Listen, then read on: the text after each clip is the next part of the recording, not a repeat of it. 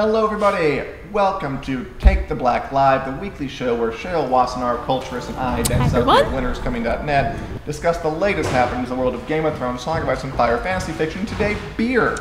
Hi everybody, I said a bunch of stuff, how are you? I'm Dan Selcke, I run winnerscoming.net, I'm here with Cheryl, Wassenaar of Culturist, and we are going to talk about everything, latest news in the world of Game of Thrones, Song of Ice and Fire, fantasy, and today, beer. Hey Lisa. Hey, Dar, Delario, Kenny, Kim, Julie Davies. Everybody, glad you could join us. Today we are joined by our good friend Alcohol. We got this bottle of Mother of Dragon Ale from our good friends at HBO and Brewery Omgang. This is on the store shelves now. Brewery Omgang does this. They've been making this series of beers, each one based on a different Game of Thrones character. I think this is the second to last. Based on Daenerys Targaryen, of course.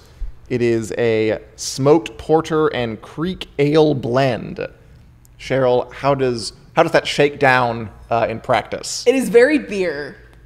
Like that's probably not the greatest descriptor of it, but it is very beer. Both you and I have both said it looks like Coke and has kind of a metal-y tang to it. And I'm not opposed to the metal tang. I think that might be part of the smoking. There's some, there's some smoked stuff in there. It's kind of a fruity thing too. I can taste it. Yeah, it's kind of funky town, but it's growing on me. I'm enjoying it. Tony Cope says tastes like chicken, probably, and I agree with that.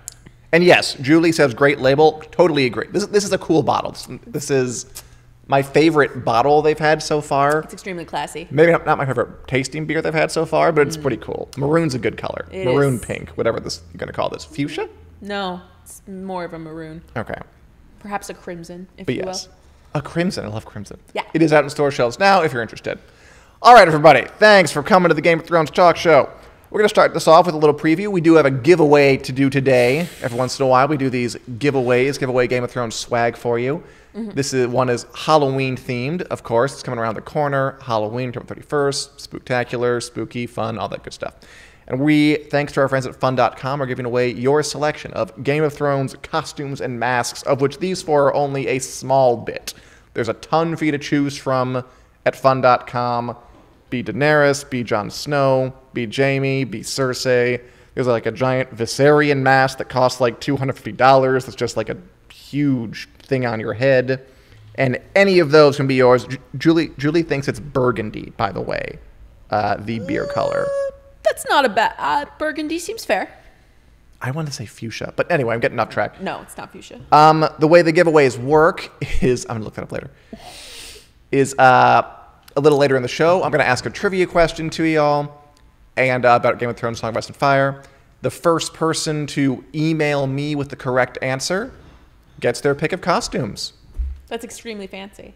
I think so. And we'll get to that a little later in the show. And Tony wants Drogo Koosh. Is that a costume or a beer? What do you mean, Tony? What is Drogo Koosh? Tell me that a little later. You know what? I don't want to know just yet. Let's talk about... And Julie says we do giveaways just to upset me. We don't. And we actually have a giveaway coming up that's going to be everywhere, I swear. This fun.com one is, once more, U.S. only. Because fun.com, that's just the way they work. And thank you for... Okay. Unfortunately. Let's get to the news, Cheryl. The Game of Thrones, Song of Ice and Fire news. My favorite, Dan. And Tony says it's about you. I can't decode this Drogo Koosh thing. Maybe after more beer. Yeah, it's a good idea. Let's try that. Valar Morghulis. Valar Morghulis. Valar Dohaeris, sorry.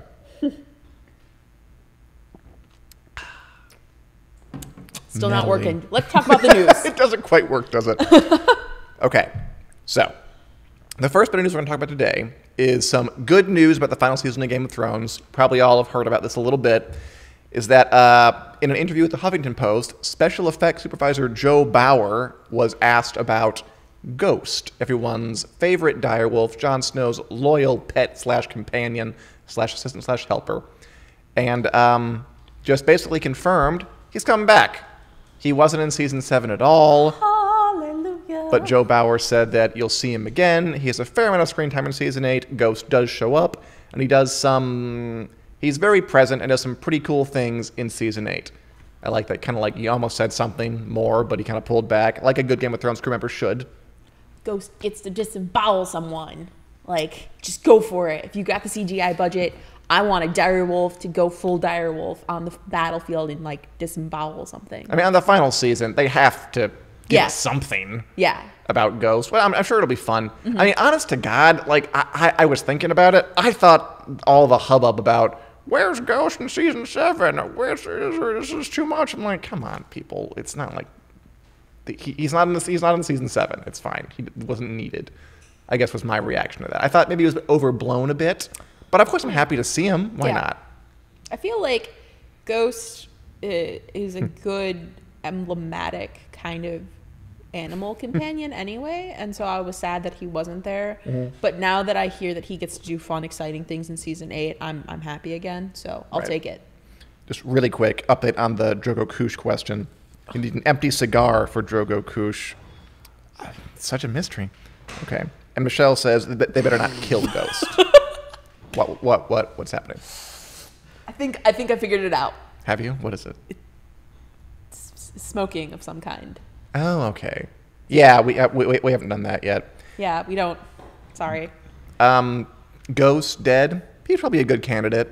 Someone who's been around since the beginning and likable. You got to kill the pet if you want sympathy in a movie or TV show. That happens a lot. Okay, but if you kill Ghost, we riot at dawn. I call bullshit on that one. I think you're bluffing. I riot at dawn. Okay, fine. I will take to Twitter and I will be angry. You know what? I'm calling a moratorium on that phrase. Like, if blank happens, we riot. You're not going to riot. Who do you think you are? You're not going to riot. Have you met me, Dan Selcke? Yeah. You're going to get a brick and throw it through a window? You're not going to do that. I mean, no. That's not the kind of rioting I'm talking about, okay? Do you mean... I'm talking about verbal rioting. Do you mean composing strongly worded Twitter tweets? No. Probably writing strongly worded culturist posts. Gotcha. I think that devalues the definition of the word riot. Which of us has the degree in English, Dan? You have the degree in English. There we go. Okay. That doesn't make you an authority. Absolutely. It makes me more of an authority than you. Cheers. If you don't get a brick and torch a building on fire after Ghost dies in season 8, you will not have rioted. What if I send GIFs of brick throwing and setting things on fire? That is a nice compromise, actually. Okay, I'll accept that. See, we're resolving conflicts right on live web shows. Exactly. Great job, everyone. All right. Moving on? Moving on, yeah. So Ghost is back. That's fun. That'll be nice. It's a good thing. Let's do some good news and some bad news. Okay. On the less good side, we had yet another Game of Thrones cast member come out and say something a little alarming, I think, about the ending of the show, which is kind of becoming a pattern, right? I feel like we've had this discussion before a couple of times, where different cast members come out and they say something, in this case, like this. Sophie Turner talked to IGN and said, I think a lot of fans will be disappointed and a lot of fans will be over the moon, I think. I think it'll be really interesting to see people's reactions, but for me, reading the script, it was just heartbreaking to read the very final page of the script. It says, and Game of Thrones. It was very emotional. Said it was satisfying for her, satisfying to play it. But again, the takeaway from that is some will be disappointed, some will be over the moon. Divisive is the word, I think, that came up in this. And this echoes what a lot of people have said. Like, a lot of different people, like from Ian Glenn to Kit Harington to Sophie Turner a couple times. I think Maisie Williams have said things like, the ending is a lot, guys. It's going to be intriguing. Should we be nervous, Cheryl, about all this buttering up?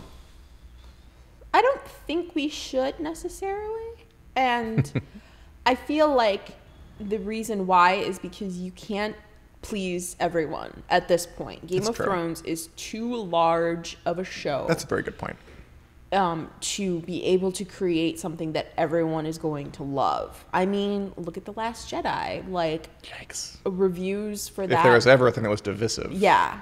Although that new study came out and apparently it turns out not all of the anti-Last Jedi tweets were from legitimate sources. But anyway, that aside, I don't think it should be concerning because I don't think that there is even really an ending I can think of that would satisfy everyone to Game of Thrones. That is a very good point. It is kind of that sprawling a show. It's hard to conceive of something that would please everybody. I mean, even when you and I talk about Game of Thrones ending, we have some things that are similar in what we want and don't want. That's good. But we also disagree on other things that we would like to see or don't want to see. Like, I know you want an epilogue, and I'm just like, no, please, not 30 minutes of whatever the Game of Thrones equivalent to Aragorn singing is. And so I think that might be what they're trying to prep for, more than the ending is just going to be so much and so terrible. That's a really good point, actually. I like that a lot. That actually comforts me a bit. Because I don't know, I just feel like they've all been saying to the point where there's got to be something in there that struck a chord with people. And I mean, there have been shows that have been universally praised for their endings. Like, everybody raves about 6 Feet Under ending. You ever see that? That's a pretty good ending. Everybody loves the MASH ending. That goes down in history of like it's a great, great ending. I never saw The Leftovers. People seem to like that ending a lot. That kind of thing. And maybe it's too much to hope that we could all get a universally praised ending. And I mean, there are divisive endings in shows that I like. I enjoyed the Twin Peaks ending, as weird as it was. Some people love the Sopranos ending, although that one's still contentious to this day. I'm just trying to picture.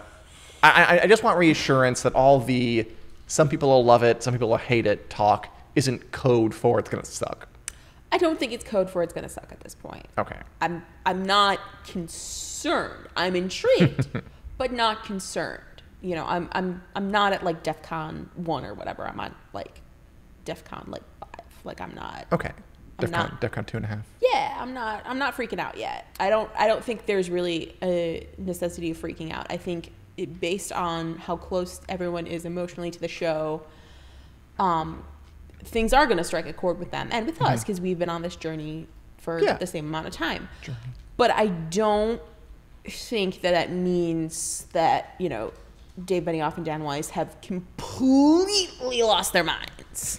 So I'm not going to be that concerned yet. They still want to win a pile of Emmys, so they can't turn out trash. Nothing they can do will stop that from happening. What? Don't tempt fate like that, Dan. I would like to see what they could do to stop that from happening. Put it that way. Oh boy. Michelle asks, "Is there truth to multiple endings being shot in order to keep it a secret?" That's a good question. We've had varying reports on that. I'm not really sure. Yeah. How about this idea? How about the ending is a little like the end of the movie Clue, starring Tim Curry, where they have like 3 different endings. Just let you choose your favorite. Truth ending. Yeah, something like that. Yeah, I actually really like Clue, so I'd be into that. But I don't think that they're going to pull that off either. I think they're going to go for something that's very concrete and defined for the world of Game of Thrones. Julie asks, "Why does Dan Weiss go by DB?" I have no idea. I've always wondered that. I just call him Dan Weiss, but that's another question. Maybe there was another Dan Weiss registered? In like the guild or whatever he belongs to? That's possible. I really have no idea. That's why Michael J. Fox has the J in his name, I think. Oh, that's interesting. Yeah. All right. Sorry. No, this is good. This is fun facts. The trivia tidbits. All right, let's go for a minute beyond the wall and talk about something other than Game of Thrones, because we love Game of Thrones here, obviously, but we also like other fantasy sci-fi stuff or other things that don't have fantasy sci-fi at all. We'll stick to that. Don't worry. Okay, the beer's getting to me a little bit. There's a report today. We actually learned that another monolithic, important fantasy property is going to be adapted by Netflix into a sprawling Marvel Cinematic Universe-like series of movies and TV shows. That's a new wrinkle, by the way. I read that in Deadline. The Chronicles of Narnia has been... Netflix has gotten the right to that beloved fantasy series about 4 children who stumble into a magic world in their closet and get to know a lion who is also Jesus and go on adventures throughout this fantasy realm for 7 books. They're going to adapt it on Netflix as a series of TV shows, movies. They're going all in on this kind of thing, which I think is very much related to Game of Thrones, by the way, because this week was like Amazon's doing The Wheel of Time, and now Netflix doing Chronicles of Narnia. You know they're all prepping their post-Game of Thrones explosive fantasy franchise properties. What do you think of this, Cheryl, of Chronicles of Narnia being adapted by Netflix into this ubermensch of a series? I feel like my face says it all. But for those of us who are listening to our podcast, which you can subscribe to on iTunes and wherever else Google Play. And Google Play and wherever else you get to your podcasts. Pick another fantasy series for the love of all that is good in this world. I really don't like the Chronicles of Narnia. No? Not a Narnia fan? No.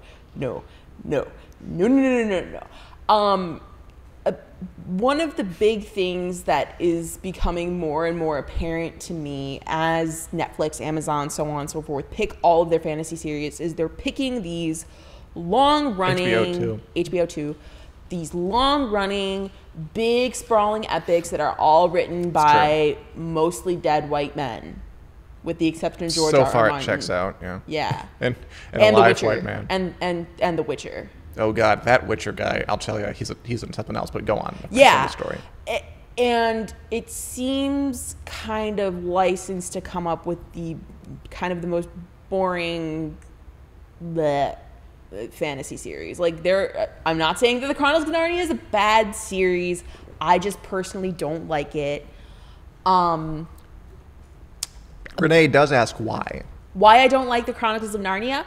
In a nutshell. Because C.S. Lewis isn't that great of a writer, especially in fantasy. And the smile makes it better, right? But yeah, C.S. Lewis is not, his style just doesn't appeal to me. I don't like how he treats characters like Susan and Lucy, and I'm trying to remember the Jesus, the Christ allegory. Doesn't do it for you, sure. No, like.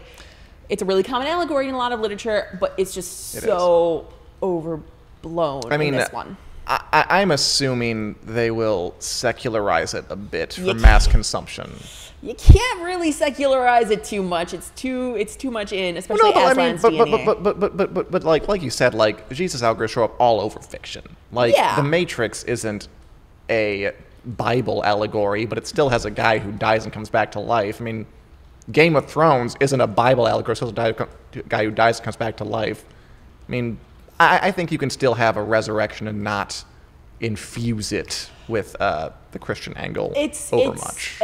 It's beyond just the resurrection for Aslan, though. Like, that should be a discussion we have at later periods. Why are you laughing? Did somebody... Oh, just Corey Thone says Game of Thrones literally has resurrections, which was my point. Yeah, but it's not necessarily just a resurrection that makes a Christ allegory. And this is not Cheryl's literary theory hour. Would be cool if it was. It wouldn't it though? I would enjoy it. But it's more than just that in Aslan's DNA as a character. So I don't think it's really possible to strip the entire Christ allegory out of it. But yeah, it's just kind of as boring as white bread fantasy as you can possibly get.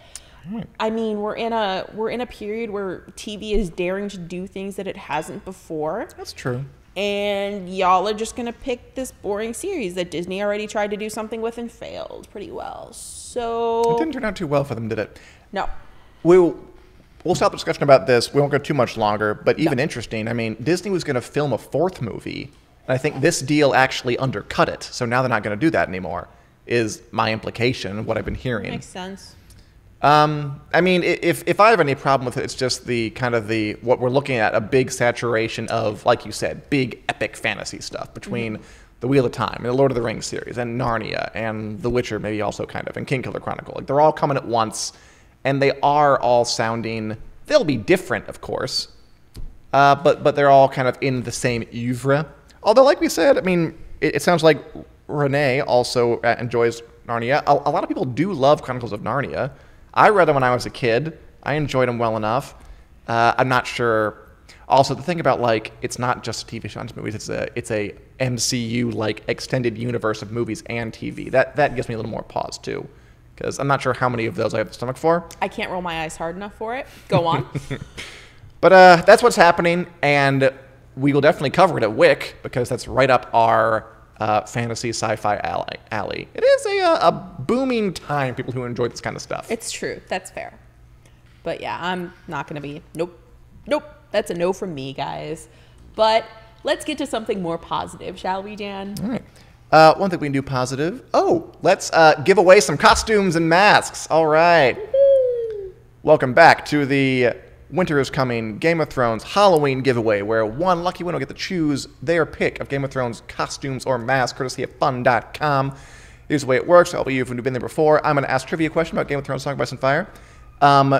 You are going to email your answers to dan.selke@winteriscoming.net, available on your screen right there. You can see it in all its glory.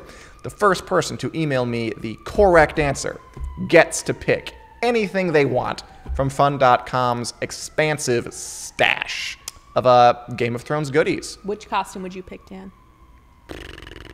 Probably the Viserion head. It's nice. It's this huge thing, and it's the most expensive. And it's it's this like just gigantic dragon head that goes on your face, and it looks very structured. And it's not like a mask. It's not like a person mask. It's a giant monstrosity of a mask. That would be my pick. It's glorious. Or the Cersei death costume, obviously. I mean, yeah, I would pick the Cersei costume. Well, sure. That'd be my second choice. I look good in black. All right. So, what is the question this time? Okay, trivia question is, I think, a little hard, but I'll say this. Your instinct is probably correct on it. Okay. Can confirm. Yeah, exactly. During Joffrey Baratheon's wedding to Marjorie Tyrell, what kind of pie was served at Joffrey and Marjorie's wedding? They roll out this giant pie. Joffrey cuts it with his Valyrian steel sword. It's a huge pie. It's a big deal. What kind of pie was it? This pie shows up all over A Song of Ice and Fire, by the way. Like, a lot of people make this kind of pie. It's like the only pie they know how to make in Westeros. But by far the biggest example of it kind of stealing the spotlight is at Marjorie and Joffrey's wedding. What kind of pie is served at Marjorie and Joffrey's wedding? The same one that Joffrey cuts with his Valyrian steel sword. It's a big deal. They spend hours baking. It's a whole big thing. Email your answer. Corey Thone says rhubarb. Email your answer to dan.selke@winteriscoming.net. And you could be the person to get to select your Game of Thrones costume and mask time for Halloween. Wonderful. Good luck, everyone. Only people in the U.S. only. I'm very sorry, Julie. I really am. And to other people. We are having a giveaway hopefully soon. That will not be that. And over at Wick Club, our giveaways are never bounded by the petty restrictions of political borders that are imposed on us. Sticking it to the man. Yeah, exactly. Wick Club, by the way, is a thing we're doing where you sign up for Patreon and we produce extra content, extra episodes of this show, extra columns, giveaways, stickers, t-shirts, a live stream where I get drunk. I do this too much. Do I have a problem? Live for you all in a very intimate setting. And we have an ad for you right now. Fancy. I'll see you all next week, guys. Right, adios.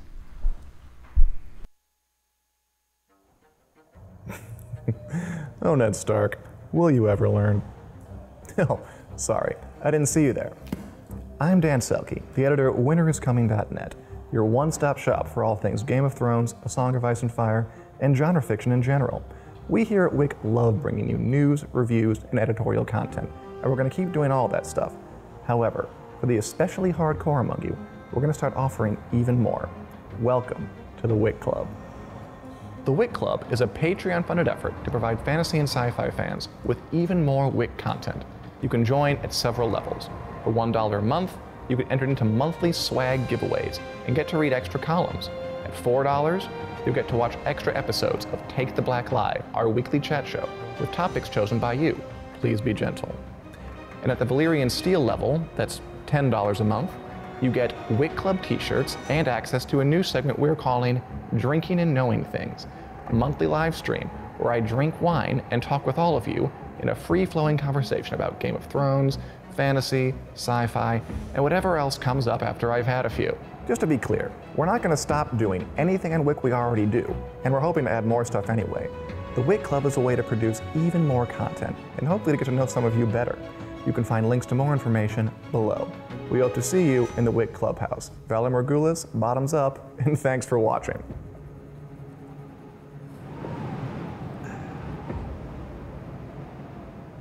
Welcome back. That's a Wick Club advertisement. I recommend you all go check it out for more episodes of this, more columns, more of me, drinky, and more fun stuff like that. But we are here right now with Josh Hill of Fansided for a weekly segment, A Song of Dan and Josh. Yeah. It's been a while since we did this, it feels like. It's been a while. You left the country. I did, and then last week we took it off for we had company fun reasons. Yeah. But now we're back. The series where Josh and I walk through every chapter of A Song of Ice and Fire, written by George R. R. Martin, peeling each apart, see what makes them tick, what makes them work. Does everything work? And today we are on Bran 7 from A Game of Thrones, first book of the series. The chapter immediately after Arya 5, where Ned Stark is executed in King's Landing. This is the follow-up. This is the come down. This is kind of give you a little break after that intense thing. And Glenda says, hey, Josh. So does Linda. So does Julie. Glenda, Linda, Julie. Hello. What do we have here? What is this? The smoked porter? This is the Mother of Dragons smoked porter and Creek Ale blend. Probably saying that wrong. And Tony, I found out what Kush was, and I appreciate your comments. It sat him down during the advertisement. Now I seem like more of a square than usual. Yes, we gave Dan an education in Kush. Okay, so Bran 7. Yeah. So one of the questions to you is, like, I wonder if we lose something by doing it one chapter at a time, because this chapter, not a whole lot happened. I think, like, when I read it in isolation, it was a little dry. It was a lot of exposition about stuff. I think it would work better if it came right after the huge emotional high of Ned Stark getting executed, because this chapter, to me, when I broke it down, it's Bran Stark talking about the history of the Starks. Yep. Bran Stark talked about the history, the Children of the Forest, and then they do. I mean, there is some action, but mostly it's to me, mostly this chapter is George R. R. Martin giving us history lessons. Yeah. How did they come across to you? What take away from this chapter? I mean, there was a lot of exposition in here. World building. He likes to do this. He likes to give us this world that he's created in almost a forcing it down our throats way, but not a forcing it down our throats way. Because basically the entire chapter exists. I'm imagining Bran walking around pointing at things even though his legs don't work, so he's not doing that. He's being carried around and stuff.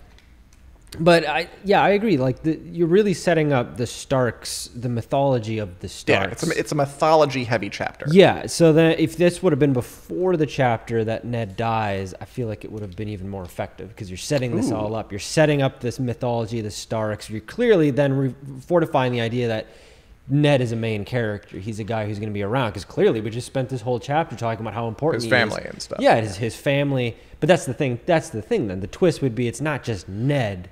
It's the family. It's the blood of the Starks. It's not just who are all very much alive, or a lot of them are. Exactly. So I feel like maybe if this would have come before the Ned chapter, it would have been a little more effective. But it wasn't ineffective in that it got across this. It was a lot of explaining, like almost he was pointing at a map, or he was like writing on a chalkboard. He's like, "This is the family tree," and blah blah blah blah blah. So I mean, basically, like the skeleton. And by the way, in the comments, people ask. Someone's like putting mad faces on all the comments. I have no idea who's doing it.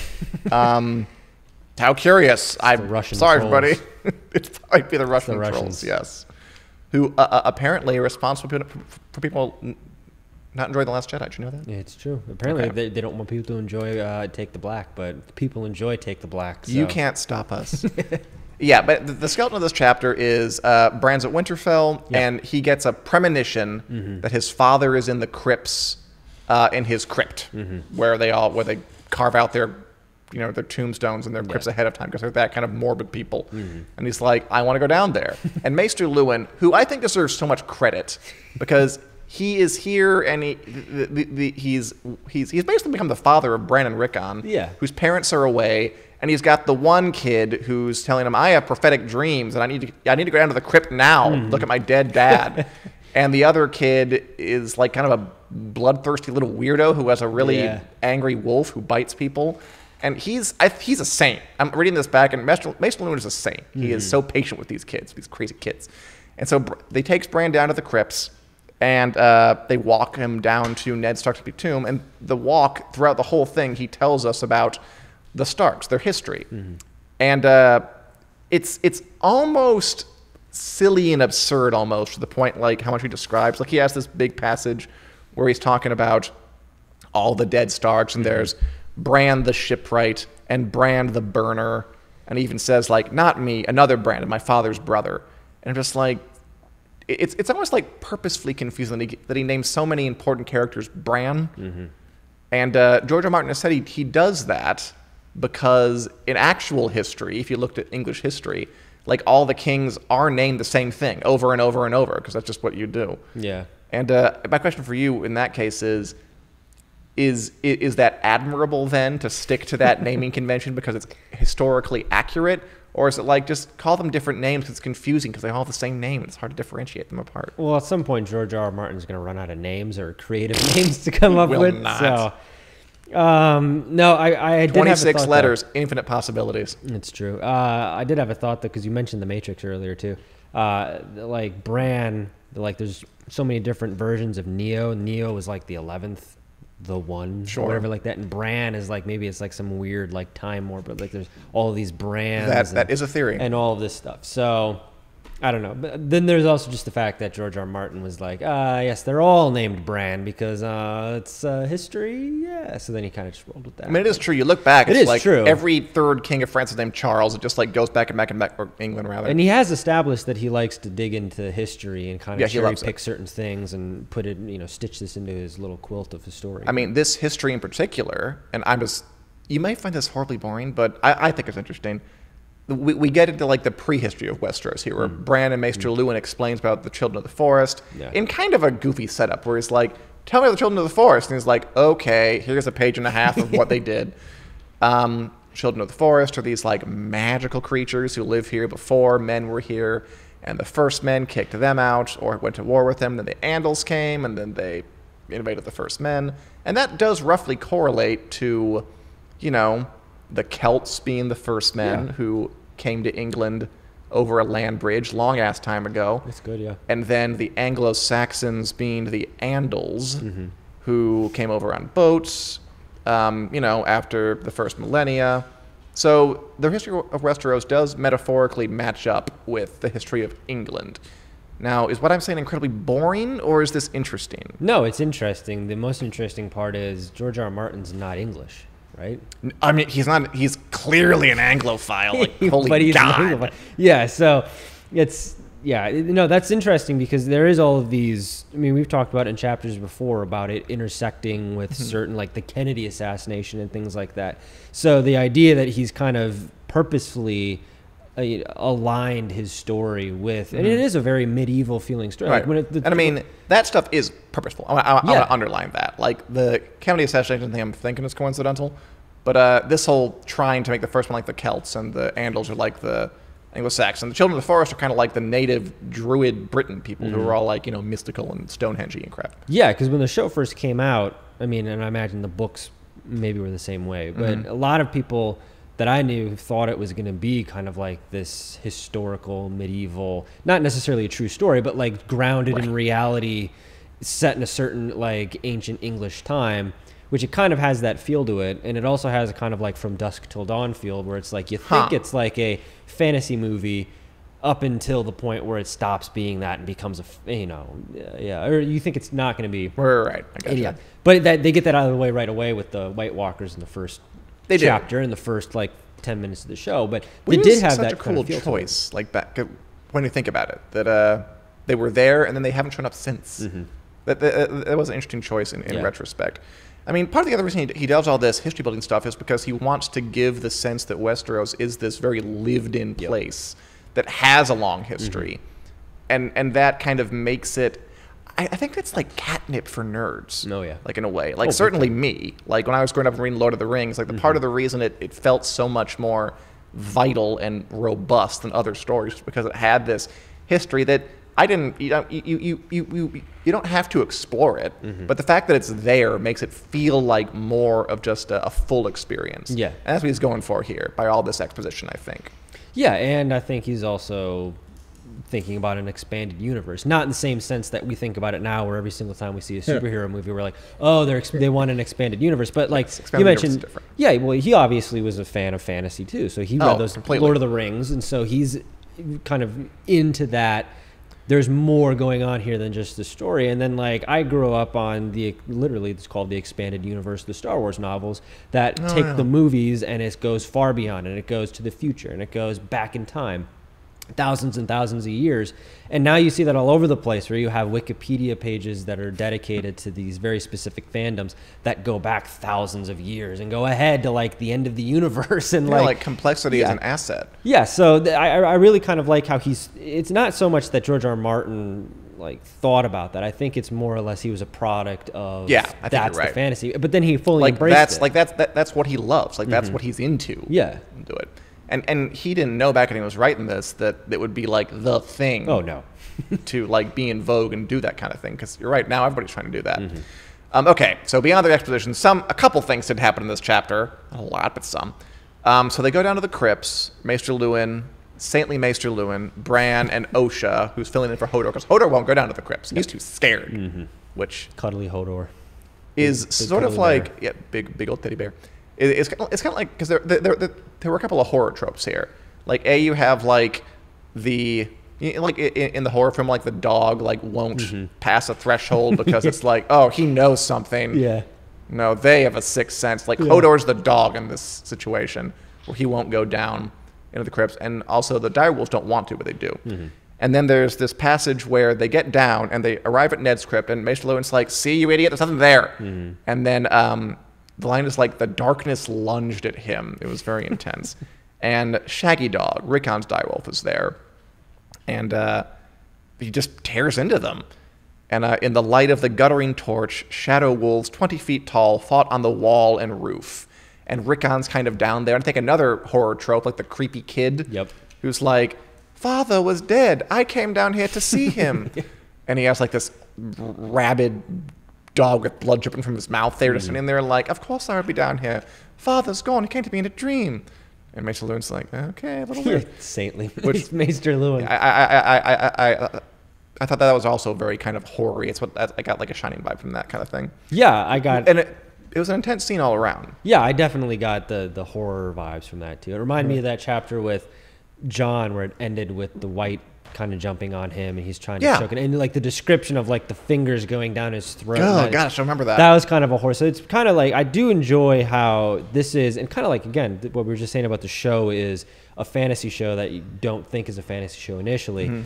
This does kind of bob and weave between different genres while still being a fantasy book. Yeah, it's very still much being a fantasy coherent. world. Yeah, he splices in like, you know, almost like romance novel descriptions of characters. Totally. And then he goes all the way to like Stephen King, The Shining, horror stuff. So I really do like how it kind of bounces back and forth between all of these things and isn't just one thing.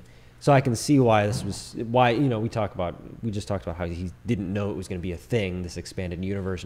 But I can see why somebody would read this, like an executive would read this and be like, "Holy crap, like this is what we need." Julie says, "The crypts were more creepy in the books. Loved the descriptions." Do you agree with that? Yeah. To contrast them? They were very, very creepy. They were effective. Like, you felt the crypts. They're a lot bigger, I feel like, in the books.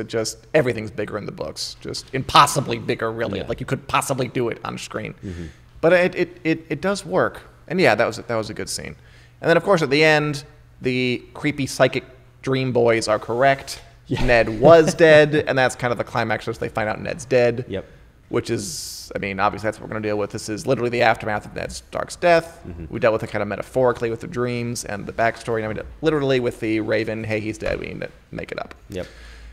And Maester Luwin, it's going to be weird for him, right? He's like this guy who's like his job in this chapter is to say, magic's gone, children of the forest are gone, dreams are just dreams, you stupid weird kids, nothing's real, it's all just science. And then he, at the end, it's like, oh no, you guys were right, and he is dead. I'm going to have to adjust my parameters a little bit. Yeah. I like him a lot. I'm enjoying Maester Luwin in this reading. I'm big on Maester Luwin more than I too. thought. He's a hero. Yeah. That's about it. It wasn't a hugely eventful chapter, but dense as always. Yeah, and it was descriptive. Like, it was, you know, aside from the exposition, but we were just talking about the crypts. Like, you feel the isolation of being in just such a large setting. Which is, again, you said it spot on. You can't get that on the show. Like, I mean, imagine you could somehow like green screen like very small actors in a very big room, but just the way that he engulfs you in this, the descriptions of the crypt. Yeah, it's I get where you're coming cold. Like, it's just a very, you feel where you are, and it was very effective. Yeah, it was good stuff. Any other thoughts, Josh, on Brand 7? No. All right. Then I think we can sign off next week and come back with Sansa 6, All right. where Joffrey makes Sansa look at her dead father's head, which is a good one, I thought. I recall enjoying that one. I mean, not enjoying, just Yeah. whatever. That's not on the dating textbook. They cut that chapter out. Don't use that as a date. Exactly. Thanks for joining us, everybody. Here at Take the Black Live. Thanks for putting up with my technical difficulties at the beginning. Remember, Brewery Gang, thanks for the Mother of Dragons blended ale. Happy trails to the person who won the costume contest, and we'll see you next week, Wednesday, 4 p.m. for more Take the Black Live, more Song of Dan and Josh. See you then.